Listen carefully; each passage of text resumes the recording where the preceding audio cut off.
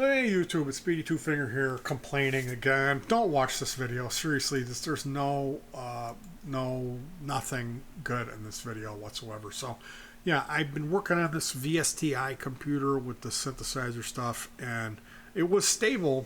I built it. It was fine. I was working on it, and then all of a sudden, I asked my wife to turn it on, and it like blue screen. Then there was smoke, and then it was like it wouldn't boot up. It was freezing.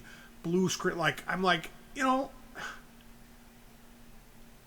why did I ask her to turn it? You know, like if I just would have done it myself, like I'm sure this thing would still be fine.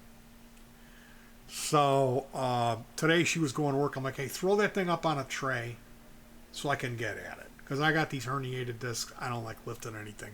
So she got it up where I can get at it, and I started ripping stuff out of it. No, it was like blue screening, and then it was like it didn't want to boot up, and you'd keep rebooting it, and then it would come up. And eventually, then it was like just stuck. It wouldn't boot, and like you could turn it on, and it would say, "Do you want to go into setup?" It would like flash that up, and you could hit delete, and it would like, "I'm going into setup," and then it would lock up. And usually that's bad motherboard or hardware failure. If it's doing that, so what I'll do at that point is process of elimination game. I start ripping shit out. And what you got to do is unplug the power cable from the motherboard and wait a couple seconds for all the power to drain.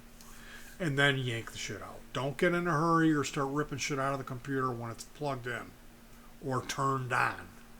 That's you'll regret that. Because anything that you pull out, it'll fry the motherboard or it'll fry the device.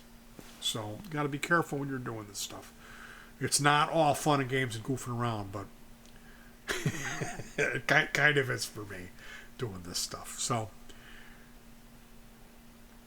I ripped all the RAM out of it, and it was like, beep, beep, beep, beep. It was like beeping all these beeps. And I'm like, man.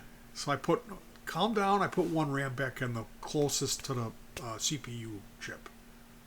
You know, like, that's the designation for RAM number 1. Actually, it's called 0, but for you, we'll call it number 1. It's the one closest to that big cooler CPU tower chip thing. The thing that you know what it is, the chip. I love when people call the ATX tower a chip. The chip. It's the chip. The big, the chip, the computer, the chip. Chip is one of those words that, like, it just means anything. Anything that passes signal, it's a chip. Right? So, yeah, I put one, minus 2 RAMs. That's all it was. It was 2 gigabyte RAMs. Minus 2 RAMs out of it. Plus 1 RAM. Came right up. And it was like, do you want to go in setup? I sure do. Thank you. And I got into setup. So I'm like, wow. This RAM is funky. So I popped my other theory was that we should replace the CMOS battery. This computer was my little brother's, and he's a brilliant guy, but not when it comes to replacing CMOS batteries. He doesn't even know what it is.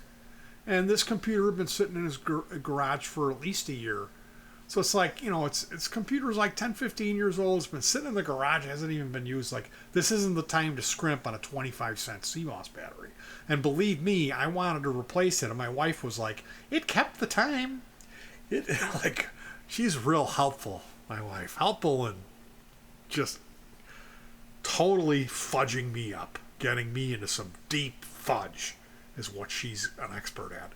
Because this was a lot of hassle that I could have fixed this like a week ago. When I was like, can we pop a CMOS battery in it? No. They're 25 cents. So, anyway, she was gone today, and I tested it, 2.1 volts. Put a new CMOS battery in, and everything's fine. So, now that RAM that was funky, I took some, not rubbing alcohol, but naphtha on a Q-tip and ran it across the connection, the little points of contact. And then when I reseated that RAM, I really jiggled it You know, I didn't stick my tongue out and go like this. I don't do that. I just jiggled it and seesawed it and pressed down. You know, a lot of people will go like, I'm gonna put the RAM in, click, or you know, I've got to plug this plug in here, plug it in, okay. I don't do things like that. I will take the plug, I will plug it in, and then I'll like jiggle it, and then I'll twist it, and then I'll seat it again, and I'll be like, you're plugged in now, okay? And then I'll let go of it and make sure that not only did it get fully plugged in, but it got smashed in there some more and then hammered one more time. So it learned its lesson. So it's not going to come falling out. It's not going to make connection. Like, there was like a 15-year period of my life where anything that had an 1/8-inch plug on it was always only making connection on one side. Because it goes gunk, gunk, you know. When you plug it in, it's not gunk, it's gunk, gunk. There's 2 clicks that you feel. And my wife is little. She's tiny. She's like a hobbit. She scurries around. And I'm like, plug that shit in for me. And she goes, okay, you know, gunk. And then I got 1 channel only. And it used to really drive me nuts. And it was a source of eternal her sassing me and yelling at me and causing an argument and a fight and a discussion. When I was just like, hey, when you plug something in, plug it in. You know, like really plug that fucker in and turn it a little bit and push it, taunt it, you know. Anyway, the computer is stable, and I wanted to recommend some VSTI stuff to you related to guitar. And when I say that, I should say VST. VSTI is like if you have a synth and you're downloading like guitar, where you're gonna play this keyboard and it's gonna sound like a dude with an acoustic guitar. That's a whole nother thing. We're not talking about that today. We're talking about actually playing a 6-string guitar through the computer and having the computer model an amplifier, effect pedals, noise gate, cabinet, speaker emulation, cab sim they call it. And so that's what we're talking about today. Now, if you're not familiar with the French stuff, there was a guy, Legion Lectac Lay 456, Hybrid, Poulin Lay Cab, all this stuff that he made, which is amplifier simulations of famous amps with an IR loader, an impulse response loader. And the impulse response loader is your guitar cabinet. So between the virtual amp and the virtual cabinet, you can get these guitar sounds that are phenomenal for recording. And that's what I'm going to be doing. I was thinking about doing, like when I set this computer up, it was just for VSTI synthesizer stuff, specifically Zebra 2. Yuhi Zebra 2. That's the synth I want. I don't care about anything else. Yuhi Zebra 2. If you like synthesizer stuff, try to get that going. It's my favorite synth, period. End of case. I've got Hive and I've got some other newer things in there that are cool, but I really love Zebra too. I just love it. I got the Isotope Iris too. I don't know. I need to install that on the second machine because I may end up using it. But really, initially it was just all about synth, and then I'm like, well, you know what? If I'm going to hook this up with the SPDIF and have it light pipe from one computer to the other one that I'm recording with, wouldn't it be cool to play the basses through that machine too and try to get some new, different bass sounds? So I just wanted to tell you guys what I downloaded today. I'm not going to have links. I'm not going to be real specific about where to get this. I found all of this stuff by looking at YouTube videos for free metal guitar tone 2020, free guitar VST. They were all YouTube videos where people listed in the description where to go download this stuff. So I'm just going to real quickly. FreeAmp 3.6 is a amp sim that has a guitar synth and some effects, trip lead, string sculptor, Hellion fuzz. All the Hellion stuff is cool. Drive stop. Third bass is a couple of bass amps for free. STL tone hub, that's the Emissary, which is super popular high gain amp head. You can go to STL Tone Hub, and sign up there, and they will email you, and then you can download on their Tone Hub page. You scroll down to where you see Emissary, and get that pack with all the presets, and you won't regret it. It's awesome. Hellion bass. Mishal. Mishal is Mesa Boogie / Marshall impulse responses. You can get a ton of those. The Sea Cow Cabs Christmas Pack is a ton of modern impulse responses that were done in 2019. 5150 VST 64-bit. This is a emulation of a what do you call it? 5150 high gain amplifier, and it's awesome. Sounds fantastic. The Ignite Amps Nadir. This is an impulse response loader. So we'll talk about that later, but it loads the cabinets. It loads the speakers because you're modeling the amp and you're modeling the speaker. So you have to approach this like, what would my dream guitar rig have? And then you need to virtually have a noise gate, a boost pedal, the amp head, the cabinet, delay and reverb, or whatever you if you want modulation, you need to find that.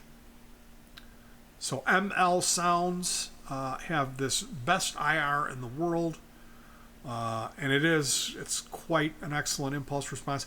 Ninja V3, the Ninja is the other high gain amp that was my favorite one. I like the Soldano one too, I really do, and I forget where I got that. But the Ninja, man, that Ninja. Valhalla, they have this Freak Echo, if you've ever worked with that. You can also get their Space Modulator and their Supermassive. And these are effects. The TSE R47 is a rat pedal, and on my system, I had to change my buffer setting because it was clicking, which isn't good. TSE X30V is another amp. TSE 808. TSE, you can go there and get all their free stuff. That 808 is a really good tube screamer. It's kind of their version of it, but that's the boost that people are using. The TSE 808. And then the TSE BOD is awesome. That's like a Sans amp thing for bass guitar. And I'm going to be using that in conjunction with Guitar Rig and THU, and there's another Gremlin Monster Dragon, I forget what it was called, free bass amp plugin that I got. ML Sound Amped Lab. The Wampler Terraform is a modulation from Brian Wampler. It's his first VST, and it comes with a very cool auto wah as well as a univibe. And I think there's a chorus or something else on there. I think it's three things, the Terraform. Hybrid Lay 456, Poulin Le Cab, Lecto, Legion, Lextac. These are all the French favorites, all real old amp sims that people have been using forever. So that's just a fraction. There was another suite, this All G VST 64, and I don't know where I downloaded that, but that has a whole suite of effects, including the noise gate that I use. So typically what I'll do, I've got the EMU 0404 card, which is like kind of a high-end card, and it was very difficult for me to find the Windows 7 64-bit drivers to make that card work. And then you have to set up this PatchMix DSP, which is literally just the biggest pain in the neck.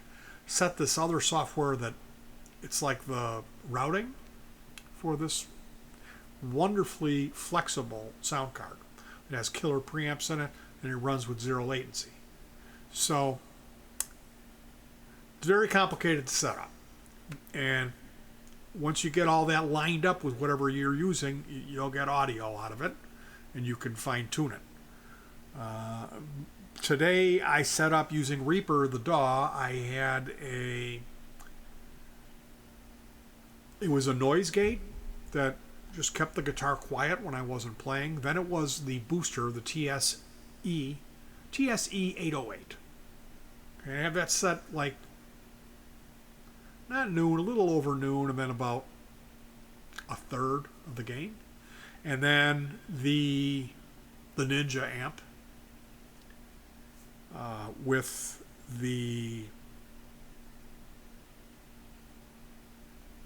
Nadir cab sim loader with the best IR in the world is the one that I was using, and it is exceptional.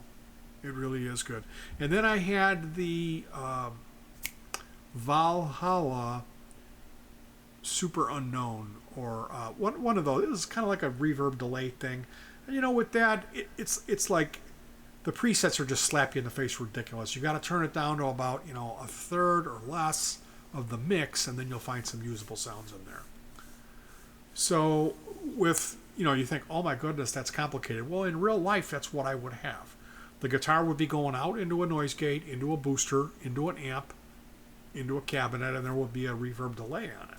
And that's exactly what I have in this chain, and that's what I've been working on today.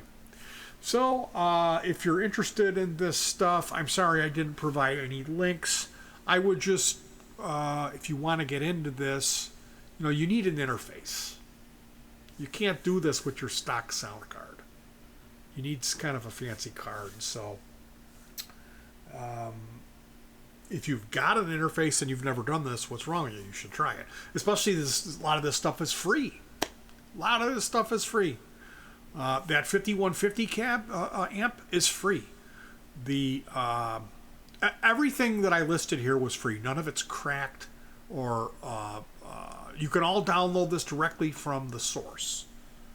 So if you're interested, just start looking around. Go on to YouTube, look for guitar VST stuff, and usually the good videos will have that stuff listed in the description. I am too busy to do that for you today. So anyway, what a lot of work. Oh my goodness. I still have to set up, like I've got to move a bunch of stuff and then push a seating back, set up a keyboard stand, set the keyboard controller up, install the the rack mount synth, and then set up the monitor for the virtual machine, and oh my goodness. It's going to be step by step, this process. This is why I started early, because I know typically it's about 2 weeks of setup with me doing something one day and then taking a day off to let my back heal up, and I kind of work up to it. So this way I can get this stuff done and let it sit for a while. I can take a week off before I want to get back to it. But having these extra options, and like having Zebra 2, the synth that I love, being able to do the virtual bass and take pride in it, is just going to lean towards a better end product. And I'm thinking this time what I need to do is give myself more time for each song, because typically when I'm recording these albums, I'm doing a song a day.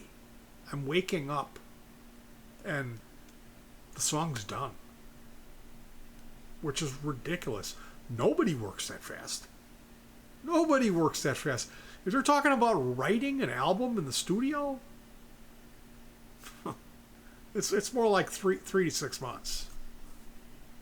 Really. If you have the material rehearsed, yeah, it takes 11 days. But I'm coming in without a fucking simple idea and doing a whole album in 15 days. So, I mean, I don't know what to tell you. Will it matter if I take more time? Because I listen to the stuff and it's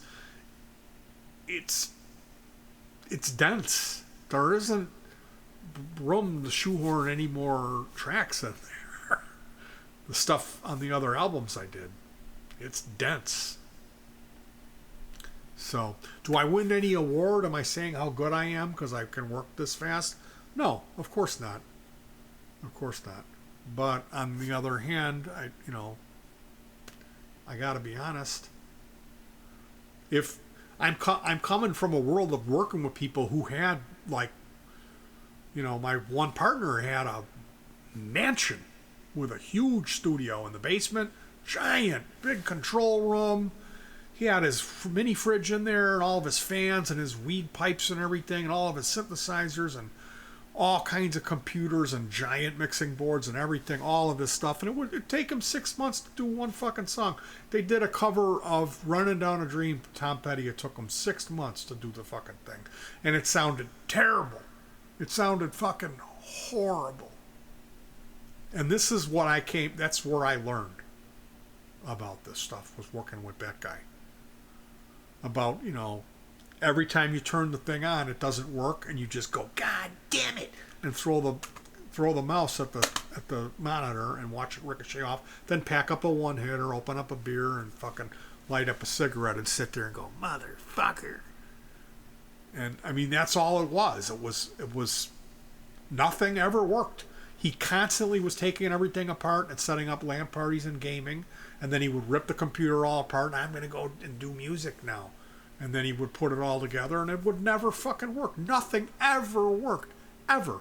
He never cracked the manual. He would never reboot his computer, and he could never figure anything out. And because he wouldn't reboot, it was just, if you went there and you got all your shit ready to go and lay down your track, and all of a sudden he ran into something, he was just going to go, no, this whole day is a fucking waste because I ran into one little bump in the road. And the guy, he was doing stuff like, he bought this $400 software to make his RAM, his hard drive, so you would have to have virtual tracks. So you have to load stuff off of a hard drive into this virtual memory, making it way more complicated than it needed to be. And he was trying to get me to, I'm going to give you a copy of the software, because he couldn't figure it out. Fuck that, man. I'm fine. I'm good, dude. 6 months for one song. And every lyric, the last few days, that would be one session. The next session, the rain was unstoppable. And it would be completely different. Everything. The board, the delay, the reverb, the compressor. And everything was set so in excess, because he had these Lexicon reverbs and he want to show them off. So it's just every line has a different setting on it, and literally mind-blowing, the worst thing. I've got a copy of it. But I can't. All right, you guys. I'm gonna pull the plug on this one. But I had fun, and I'll talk to you guys later. Peace.